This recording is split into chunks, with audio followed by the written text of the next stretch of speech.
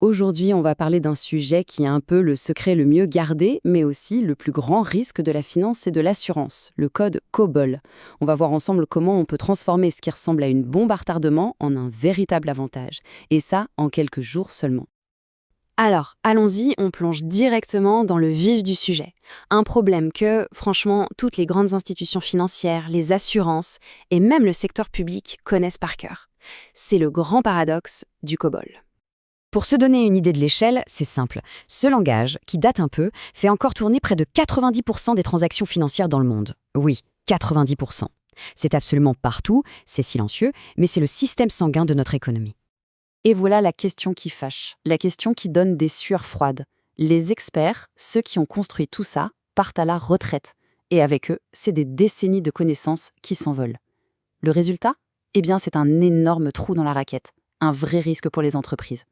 Donc pour résumer, on se retrouve avec un code qui gère des milliards, mais qui est devenu une véritable boîte noire. Personne ne sait plus trop ce qu'il y a dedans, chaque incident prend un temps fou à être résolu, chaque petite modification, c'est un pari risqué, et bien sûr, les coûts de maintenance, eux, ne font que grimper. Face à ça, on a tout essayé, ou presque. Mais, et si la solution n'était pas de tout jeter et de tout remplacer? Et si, au lieu de changer le moteur, on changeait juste la façon de le lire, de le comprendre? C'est là qu'une nouvelle approche change complètement la donne. Et quand on compare, la différence est frappante. D'un côté, on a l'approche classique, des projets qui durent des mois, des coûts de consulting énormes et beaucoup d'interventions manuelles. De l'autre, on a une approche totalement différente. Un audit qui prend quelques jours, tout est automatisé par une IA, et surtout, c'est en lecture seule, donc zéro risque. Et le modèle de coût est bien plus accessible. En fait, toute cette nouvelle méthode tient dans une promesse très simple et super puissante. Elle se résume en deux chiffres, 72 et 30. 72 heures pour enfin y voir clair et 30 jours pour avoir des résultats concrets, mesurables. Pour que ce ne soit pas juste des mots, il y a un indicateur clé qui a été créé. L'IOC, l'indice d'opacité du code. C'est tout simple. C'est un score qui évalue la santé du système. Plus le score est haut, plus le système est opaque et dangereux. L'objectif, c'est donc de faire chuter ce score. Et visuellement, ça donne ça. On part d'un score IOC très élevé, qui représente le flux actuel, le risque. Et en à peine 30 jours, l'objectif, c'est d'atteindre cette cible, beaucoup plus basse. C'est l'image même de la reprise de contrôle. Et cette petite phrase, elle résume tout. C'est vraiment le cœur de la proposition. Une analyse ultra rapide qui permet de prendre des décisions quasi immédiatement, et ces décisions, elles ont un impact visible sur les opérations en moins d'un mois.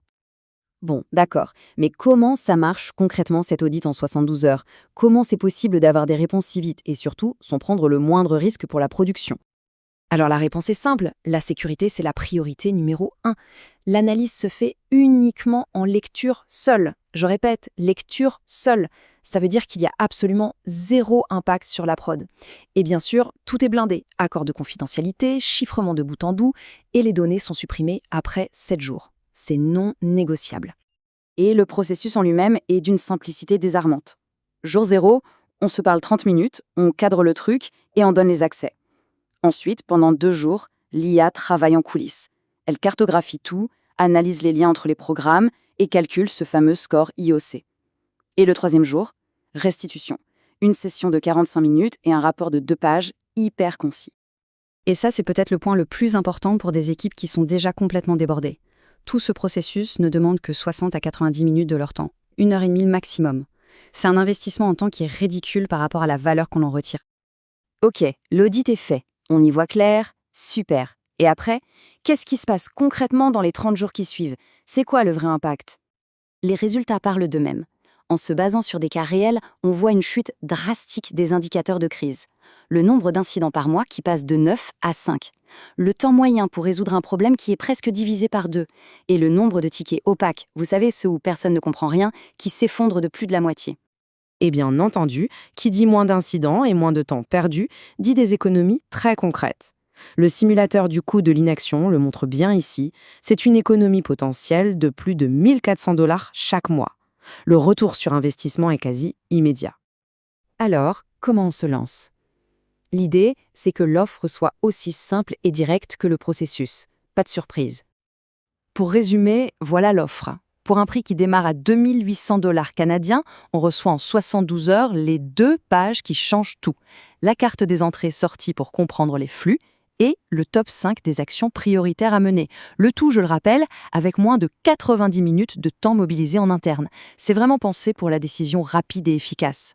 Au final, la vraie question, ce n'est plus est-ce qu'on doit s'occuper du COBOL, mais plutôt comment on le fait intelligemment. L'idée de transformer cette fameuse boîte noire en un actif qu'on maîtrise, qu'on comprend, eh bien c'est désormais possible. Et le premier pas pour ça, il ne prend que 72 heures.